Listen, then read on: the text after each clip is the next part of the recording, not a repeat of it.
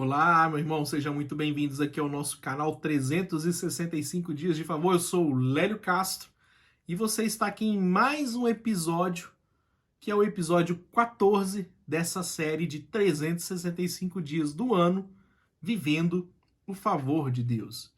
E hoje, meu irmão, nós vamos falar a respeito de um assunto que gera muita polêmica, né?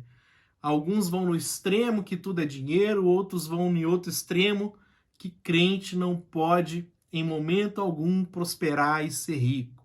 Então hoje nós vamos falar primeiro sobre alguns argumentos de que Jesus não era pobre e também nós queremos que você mude a sua mentalidade e possa prosperar. Então, meu irmão, uma das coisas que as pessoas utilizam com o maior argumento de que crente não pode prosperar é que Jesus era pobre, era miserável, então para você viver um verdadeiro evangelho, você não pode ter riqueza, ou você não pode prosperar, ou você não pode ter uma vida tranquila financeiramente. Então isso é uma mentira, e hoje eu vou mostrar para vocês aqui que tem como a gente ser mais equilibrado quando a gente fala sobre prosperidade. Meu irmão, você está em um canal que vai falar do favor de Deus, e Deus não tem problema com dinheiro. Ele pode sim te prosperar, amém? Ele pode sim mudar a sua vida financeira, mas esse não é o cerne do evangelho, esse não é o cerne da obra redentora de Jesus Cristo, que na verdade a sua morte, a sua ressurreição é exatamente tudo que nós precisamos. Mas nós precisamos entender que você também pode ser próspero sim. Amém? Eu vou começar aqui falando do Salmo 112, verso 1 e 3. Vai dizer assim, aleluia. Feliz é aquele que teme a Deus, o Senhor, e que tem prazer em obedecer os seus mandamentos. Os filhos desse homem serão poderosos na terra prometida. Os seus descendentes serão abençoados. Na sua casa há muita riqueza. E ele é sempre bem sucedido. Então, olha só, meu irmão, esse verso aqui, o salmista Davi, ele já dá um panorama para nós de que Deus não tinha problema algum com dinheiro. Então, ele começa aqui com duas condições, né? Que é temer ao Senhor e ter prazer nos seus mandamentos. Se eu fizer assim, eu terei alguns resultados quando envolve prosperidade. Primeiro, seus filhos serão poderosos nessa terra, seus descendentes serão abençoados, sua casa terá muita riqueza e você será sempre bem sucedido. Então veja, meu irmão, Deus nunca teve problema com dinheiro. Se você olhar no Antigo Testamento, os homens de Deus, eles prosperavam, eles tinham bens, eles tinham riquezas.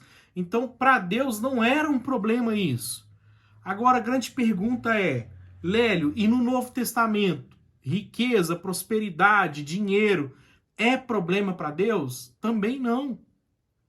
Agora, a gente precisa colocar um equilíbrio que, quando eu falo de prosperidade no Novo Testamento, eu não estou falando apenas de dinheiro. Então, nós temos pelo menos 3 versículos que falam sobre prosperidade no Novo Testamento, que é Atos 19, 25, 1 Coríntios 16, 2 e 3 João 1, 2. Então, nesses 3, nós vamos pegar aqui para a gente entender um pouco melhor 3 João 1, 2, que vai dizer assim, ó, meu querido amigo, tenho pedido a Deus que você vá bem em tudo e que esteja com boa saúde, assim como está bem espiritualmente. Essa é na NTLH. Na Bíblia de Jerusalém vai dizer assim, ó, caríssimo, eu desejo que em tudo prosperes e que tua saúde corporal seja tão boa quanto a saúde da tua alma. Então, nos 2 primeiros, nós vemos que foi usada a palavra aqui, ó, que é a palavra prosperidade. Agora, a grande pergunta que eu quero dizer para vocês, essa palavra é a palavra que vem do grego, né, que eu vou mostrar para vocês aqui, que é euodoo, que essa palavra, ela é mais bem traduzida em ter uma viagem rápida e ser bem-sucedido, conduzir por um caminho fácil, né? É ter um caminho que seja bem sucedido, uma jornada bem sucedida. Então é nisso que as pessoas às vezes elas erram, porque quando eu falo de prosperidade, eu não estou falando só de dinheiro. E nesse versículo aqui de 1 João, de 3 João 1, 2, é exatamente essa palavra, eu o dou, que quer dizer ter uma boa jornada. Então, meu irmão, olha só, a grande pergunta que eu faço para você é: Deus quer que você tenha uma grande jornada? Sim. Deus quer que você tenha uma jornada bem-sucedida? Sim. Então, uma das coisas que a gente precisa entender é: quando eu tenho uma boa jornada, ou quando eu vou ter uma boa jornada bem-sucedida, dinheiro é importante? Sim. Porque se você não tem dinheiro nessa jornada, tudo na sua vida vai ficar mais difícil e vai ficar mais custoso. Grande parte das brigas nas famílias é por falta de quê? Dinheiro também. Então, nós precisamos entender que a prosperidade, ela não passa só pela parte do dinheiro, de finanças. Existem outras coisas por trás. Mas se a gente fosse traduzir o que é prosperidade, meu irmão, é exatamente o que eu falei, é ter uma boa jornada. E aí eu vou fazer uma pergunta para vocês importante. Jesus, ele teve uma boa jornada? Você acha que Jesus foi próspero? Se eu levar em consideração a tradução dessa palavra, que é ter uma boa jornada, Jesus era próspero, sim. Amém, irmão? Então, a partir disso agora, eu vou mostrar para vocês aquilo que eu falei no início desse vídeo.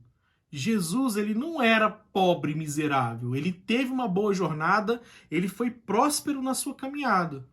E o primeiro argumento que eu tenho aqui para te mostrar é: Jesus, ele não nasceu em uma manjedoura por falta de recursos. Está lá em Lucas 2, 1 e 2, 4 e 7. No final desses versos, vai dizer assim, ó, porque no final desses versos ele vai dizer assim, ó, ela deu à luz a um primeiro filho, um menino, envolveu em faixas de pano e deitou numa manjedoura. Aí ele fala por que ele foi deitado numa manjedoura. No final do verso vai dizer assim, porque não havia lugar para eles na hospedaria. Então Jesus, ele nasceu numa manjedoura, não é porque ele era extremamente miserável, pobre, não é por isso. Né? Então é importante a gente pensar essas coisas dentro do contexto e pensar essas coisas para que a gente possa mudar nossa mentalidade a esse respeito. Jesus, ele também não era um sem-teto. Olha o que diz lá em Lucas 9:58. Geralmente eles usam esse versículo aqui, ó, Lucas 9:58, para falar que Jesus era um sem-teto. Eles falam assim, ó, as raposas têm tocas onde morar, e as aves têm ninhos, mas o filho do homem não tem sequer um lugar para recostar a cabeça. Meu irmão, é só você entender. Jesus está querendo dizer aqui que a vida que Jesus levava, a jornada que Jesus levava, ele ficava mudando de um lugar para outro. Mas existem vários versículos que fala que Jesus morou em determinados lugares que ele passou e que ele tinha uma casa em determinados lugares que ele passou. Mateus 4, 12 e 13 vai dizer assim, ó, quando Jesus soube que João havia sido preso, voltou a Galileia, saindo de Nazaré.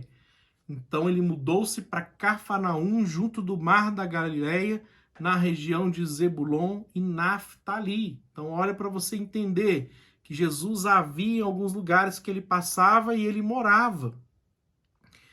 Jesus, ele ajudava os pobres. A grande pergunta que eu faço para você é: se você é extremamente miserável, pobre, você ajuda outro pobre? Provavelmente não. É só para você raciocinar, meu irmão. E às vezes as pessoas colocam essas coisas na nossa cabeça para que a gente tenha uma vida, ó, você tem que ser humilde, miserável para servir a Jesus. Não, não é isso. Lá em João 13, 29, né? Como Judas era o tesoureiro, alguns imaginavam que Jesus... João 13, 29, vai dizer assim, como Judas era o tesoureiro, alguns imaginaram que Jesus tinha mandado que ele comprasse o necessário para a festa, ou desse algum dinheiro aos pobres. Né? Então, geralmente Jesus tinha dinheiro sim, ele não era rico, milionário, E nem esse era o propósito de vida dele. Então isso que tem que ficar claro. Agora, o que você não pode fazer é pegar esse contexto, né, para o tempo todo falar de dinheiro na igreja. Meu irmão, você precisa entender. Jesus, ele tem que ser o centro da pregação da palavra na igreja. Em qualquer lugar, se você está numa igreja que fala de dinheiro o tempo todo, coloca você para fazer campanhas o tempo todo, campanhas pedindo você valor específico de dinheiro, tá errado. Agora, o que você precisa entender é, você não está enfadado a uma vida miserável. Se você seguir alguns princípios, mesmo se você não tivesse fé em Jesus, você poderia prosperar.